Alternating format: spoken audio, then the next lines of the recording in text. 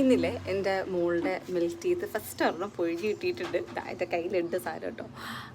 ഞാനിത് വെച്ചിട്ട് എന്തെങ്കിലും ഒരു സാധനം ചെയ്യണം എന്ന് വിചാരിച്ചിരിക്കുകയായിരുന്നു. എപ്പോഴത്തേക്കൊരു മെമ്മറി അല്ലേ നമുക്കിത്.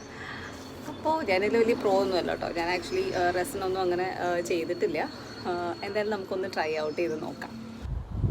സോ നമുക്കിത് വെച്ചിട്ടൊരു റെസിൻ വെച്ചിട്ടൊരു ലോക്കറ്റ് ചെയ്യാം. ഞാൻ അതിനായിട്ട് നമ്മുടെ ഗ്ലൗസൊക്കെ ഇട്ട് റെഡിയായി. ഒരു ഡ്രൈ ഫ്ലവറിൻ്റെ ഒരു പീസ് എടുത്തിട്ട് നമുക്ക് വേണ്ട ലോക്കറ്റിൻ്റെ അതിനകത്തേക്ക് ചെയ്യാനുള്ള പ്ലാനിലാണ്. അപ്പോൾ ഫസ്റ്റ് നമ്മൾ UV റെസിനാണ് ഇതിനകത്ത് അപ്ലൈ ചെയ്യുന്നത്. UV റെസിൻ വെച്ചിട്ട് അതിൻ്റെ പുറത്തേക്ക് നമ്മൾ ഈ ഡ്രൈ ഫ്ലവറും വെച്ചു. അതിൻ്റെ പുറത്തേക്ക് അവളുടെ മിൽക്ക് ടൂത്തും വെച്ചതിന് ശേഷം അതൊന്ന് ഡ്രൈ ചെയ്യുന്നുണ്ട്. ഡ്രൈ ചെയ്യാനായിട്ട് നമ്മളിവിടെ യൂസ് ചെയ്യുന്നത് UV ലാമ്പ് ആണ്. UV ലാമ്പ് വെച്ചിട്ടൊരു 2 to 3 minutes നമ്മൾ ചെയ്യുമ്പോൾ തന്നെ അത് ആവശ്യത്തിന് ഡ്രൈ ആകും.